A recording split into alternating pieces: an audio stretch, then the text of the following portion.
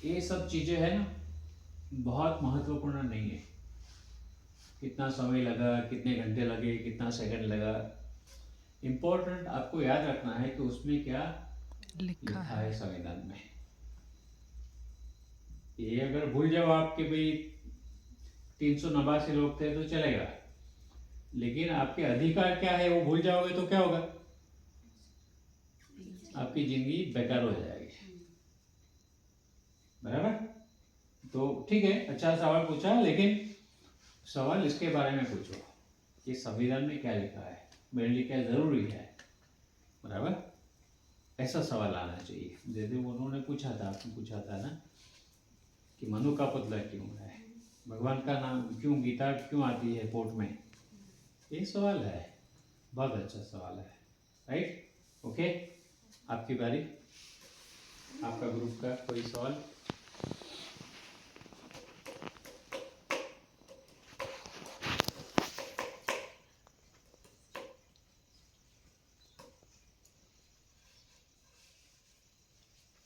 मतलब डॉक्टर अंबेडकर ने बौद्ध धर्म क्यों अपनाया? संविधान से रिलेटेड है। ठीक है, संविधान से गौतम बुद्ध ने कहा है हम्म, कि जन्म एक ही होता है, हम्म, सर्वधर्म का जन्म मतलब निर्माण हम ही करते हैं। और वहीं पहले मनुस्मृति चलते थे, मनुस्मृति के चलते मतलब पुनः पुनः जन्म हुआ, पूर्व पूर्व जन्म जन्म। कई जन्म होते हैं, हम्म, ताकि मतलब वो गलत था, इसलिए उन्होंने बौद्ध धर्म सुनाया था। मतलब जो बौद्ध मतलब जी बोलते थे मतलब वो सब सत्य था। मैं की झोपड़पट्टी में रहता था, जो स्कूल में पढ़ने के लिए गया और मैट्रिक पास हुआ और कॉलेज किया, पहला पहला दलित बच्चा जो स्कूल में जाके मैट्रिक का एग्ज़ाम पास किया, तो उसके सम्मान में बड़ा समारोह रखा गया और बड़े बड़े नेता आए। तब एक नेता ने उसको एक किताब भेंट किया। किताब का नाम था बुद्धाचे चरित्र, मराठी में बुद्ध का चरित्र, बुद्ध कौन थे उसकी कहानी पर। तो बाबा साहब ने पूरा किताब पढ़ा। बराबर। और क्या संबंध है, तो जब बाबा साहब ने संविधान खत्म किया तब कई लोग बोलते थे बाबा साहब को, पार्लियामेंट में विरोध किया कि आपने नया क्या किया, आपने तो ये चीज फ्रांस देश के संविधान में भी लिखा है, वहां से लेके आए आप। बराबर। तो बाबा साहब ने सब सुना, फिर जवाब दिया, बहुत अच्छा जवाब। उन्होंने बोला समानता, स्वतंत्रता और बंधुता की बात मैंने दुनिया के कोई और संविधान से नहीं लिया है, ये मेरे गुरु गौतम बुद्ध ने मुझे दिया है। बराबर। बाबा साहब वो धर्म की तलाश में थे जहाँ सम्मान मिले, क्योंकि पूरी जिंदगी जैसे आपने उसके साथ छुआछूत हुआ, भेद हुआ, उसके 4 बच्चे मर गए, गरीबी इतनी थी कि दवाई के पैसे नहीं थे। हाँ, बराबर। और इतना पढ़ने के बाद भी लोग सिखाने के लिए तैयार नहीं थे। बाबा साहब ने एक अच्छा लिखा है, बम्बई शहर में, तब बम्बई महाराष्ट्र में, तो एक गाँव में बच्चे खेल रहे थे, वो बॉल बना के, आप बॉल बनाते हो ना कभी कभी, वो कपड़ा वपड़ा लगा के, और मारा तो बॉल जाके एक कुआं था उसमें गिर गया। अब एक छोटा बच्चा दौड़ा बॉल लेने के लिए, भूल पता नहीं चला कि कुआं है, जाके सीधा कुएं में गिर गया और चिल्लाने लगा बचाओ बचाओ, लोग इकट्ठे हुए, लेकिन कुआं गहरा था, कौन अंदर गिरेगा। तभी एक आदमी आया, गिर गया अंदर, कूद पड़ा, बच्चे को पकड़ लिया, सब लोगों ने रस्सा डाला और दोनों को बाहर निकाला। माँ बाप बेचारे आए, अरे भैया आप नहीं होते तो हमारा बच्चा आज नहीं होता जिंदा। फिर किसी ने बोला कि अच्छा आपने काम किया, लेकिन आप नए लग रहे हो, आप इस गांव के नहीं हो। तो हाँ भाई, मैं आपके गांव का नहीं, मैं बाजू का गांव का हूँ, यहाँ से निकल रहा था, मैंने आवाज़ सुनी तो काम किया। अच्छा, कौन सी जात वाले हो आप। जब पता चला कि ये इंसान दलित है, तो सब लोग ने उसको मिलके मारा पीटा, बोले आपने हमारा कुआं भी अपवित्र किया और हमारे बच्चे को भी अपवित्र किया। अगर वो नहीं होता तो बच्चा मर जाता। उसने अपनी जान की जोखिम में उसको बचाया, तो बोला कि हमारे बच्चे को आपने अपवित्र कर दिया। मैं एक अभी किताब पढ़ रहा हूँ, बाबा साहब के साथी थे, तो वो बोलते थे मैं जब स्कूल जाता था तो टीचर ने बोला कि आपको अंदर नहीं आना है, खिड़की के बाहर खड़े रखिए, वहाँ से देखो और फिर वहाँ से सुनो। और कभी कभी टीचर उसको मारते थे। क्यों मारते थे? क्योंकि सभी बच्चों में एक तेजस्वी बच्चा था, तो किसी को जवाब नहीं आता था, तो एक खिड़की एक बाहर से बोलता था, जो टीचर उसको लकड़ी फेंकता था उसके पास। हाँ, अब ऐसे मारेगा तो छुआछूत लगेगा, तो दूर से मारेगा, फिर बोलता लकड़ी लाओ यहाँ रखो, और फिर पानी छिड़कता था पवित्र करने के लिए, और फिर लकड़ी वापस पकड़ता था। अब देखो तो कितना सहा है ये समाज ने। लेकिन हम लोग देखो अभी भी नहीं समझते हैं कि हमारा कल्याण किसमें है।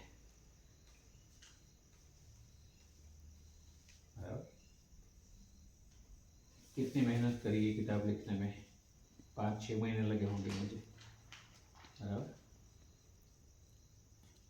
तो हमें समझना चाहिए। मैंने पूछा भी आपके गांव में क्या फर्क पड़ा? बिल्कुल नहीं। वो ब्राह्मण है, बात ही नहीं करते। वो मानता है कि मैं सबसे पवित्र आदमी हूँ। अब संविधान आपके हाथ में है भाई, उसको बोलो बराबर कि बहुत ऊंचा है तो ऊपर चले जाए स्वर्ग में, यहाँ धरती पर क्यों रहता है? बराबर। कबीर ने बोला था एक ब्राह्मण को,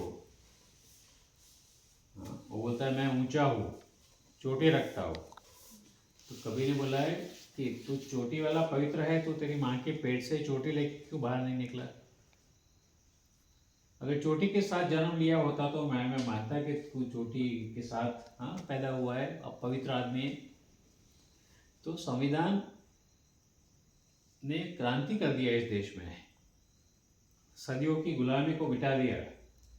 लेकिन ये गुलामी अभी भी है कि नहीं है? क्यों है कि हमारे जैसे लोग पता ही नहीं है कि अधिकार क्या है। तो पढ़ो और ध्यान से लग जाओ, रात दिन लग जाओ, लेकिन पढ़ो, दूसरों को बताओ, तभी फर्क पड़ेगा। वो ब्राह्मण बनिया आके बताएगा क्या कि बैठ जाओ मैं आपको अधिकार बता दो आपका? कभी नहीं बताएगा। राइट? तो कोई बात नहीं, लेकिन सोचो, एक बार समझ नहीं आता तो 50 बार पढ़ो, सवाल पूछो। राइट? तो बहुत बड़ा संबंध है बुद्ध के साथ। लेकिन बाबा साहब ने ऐसे करके नहीं कर लिया था कि कल मैं बौद्ध धर्म स्वीकार कर लूँगा।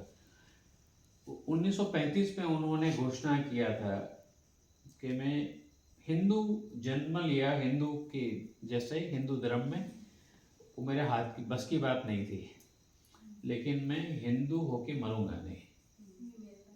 लेकिन उन्होंने अपनी जिंदगी के 21 साल निकाले अध्ययन करने के लिए सभी धर्मों का, कि धर्म में अच्छी बात क्या है, मुझे कौन सा धर्म लेना चाहिए। 21 साल।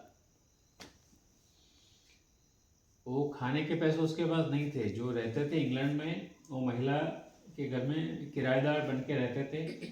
वो महिला बहुत कंजूस थी, तो थोड़ा खाना देती थी, बेचारे को बहुत भूख लगती थी, लेकिन खाने का पैसा मिलता है। फिर भी ये पैसे बचा के उन्होंने दुनिया के सभी धर्म की पुस्तकें खरीदी थी पढ़ने के लिए, भूखे रहकर। क्योंकि मेरे समाज को मुझे इसमें से बाहर निकालना है। तो हमें ये, हमारे में ये जुनून होना चाहिए कि कुछ भी हो जाए, ये तो हम पढ़ के रहेंगे, समझ के रहेंगे और दूसरों को समझाएंगे हमारे गांव में। बराबर? राइट? तो बड़ी कहानी है बुद्ध धर्म की। राइट? अधिकार है तो वो पहले 21 वर्ष था, फिर 18 वर्ष की हो गया। जैसे चुनाव में मत देने का अधिकार है, तो पहले 21 वर्ष था, फिर 18 वर्ष की कर दिए। बहुत अच्छा सवाल है। बहुत सुंदर सवाल है। देखो, राजनेताओं को जीतने के लिए मत चाहिए, बराबर। जो इंसान को अछूत समझता है उसका भी मत चाहिए, तो वो जाके पाँव भी छुएगा मत लेने के लिए। अब ये लोग को लगा है कि और कहाँ से मत लाएंगे, तो अगर ये नौजवानों को इसमें लेके आएंगे, वो तो बहुत प्रभावित है सोशल मीडिया से, बराबर। तो उन्होंने देख लिया कि वो नौजवानों को क्या अच्छा लगता है, मोदी अच्छा लगता है कि राहुल गांधी अच्छा लगता है। तो देखा कि लोग मोदी मोदी समझते हैं, तो कानून पास किया कि अभी वोटर की मतदाता की उम्र जो 21 साल है उसको हम कम करके 18 करना चाहते हैं, ताकि ज़्यादा नौजवानों के मत हमें मिले। और उसके पीछे कुछ नहीं था। लेकिन अभी इससे नीचे नहीं जा सकते, क्योंकि कानून में परिभाषा है कि वयस्क 18 साल के बाद बनते हो आप, बराबर, उसके पहले नहीं बनते हो। सिर्फ जापान एक देश है जो मानता है कि नहीं, तो उन्होंने, जापान ने तो शादी का उम्र जो 15 था उसका कम करके अभी 18 कर दिया है। सॉरी, 18 का 15 कर दिया है, ये 15 में से शादी कर सकते हो आप। बाकी सब लोग मानते हैं कि 18 तो होना ही चाहिए। लेकिन उसके पीछे गणित ये है, बराबर। जो पहली बार मत देते हैं, बराबर, उसको कुछ समझ नहीं है, तो उसको तो बोले है कि कुछ भी करो मोदी को दो, बराबर, तो दे देंगे सबको, एक टी शर्ट दे देंगे, एक टोपी दे देंगे, चलो, बराबर। लेकिन संविधान में लिखा तो होगा ना कितने वर्ष के लोग वोट दे हाँ, सकते तो हैं। संविधान, बहुत अच्छा सवाल। तो संविधान में आप बहुमति से परिवर्तन कर सकते हैं। अगर संविधान में लिखा है कि 21 साल मतदाता की उम्र होनी चाहिए, लेकिन जो पार्लियामेंट बैठती है उसमें बहुमत से लोग बोले कि उसका कम करके 18 करना है, तो हो सकता है। तो आज देश में सबसे बड़ी चिंता यही है कि ये भाजपा वाले संविधान बदल के मनु को वापस लाना चाहते हैं। इसलिए अमित शाह ने याद है क्या बोला, हाँ, इतना नाम भगवान का लिया होता तो 7 जन्म का स्वर्ग मिलता। इसके पीछे के जो है ये है कि लोगों को बोलना चाहते कि धर्म महत्व का है, बराबर। मेरा वीडियो आपने देखा होगा, दीदी ने देखा होगा, मैंने 22 मिनट का वीडियो बनाया उसकी पूरी भाषण के बारे में कि क्या क्या उसने कितना गलत बोला है, बराबर। तो इसलिए हमें ये सवाल करने चाहिए, अखबार पढ़ना चाहिए कि देश में क्या हो रहा है, बराबर।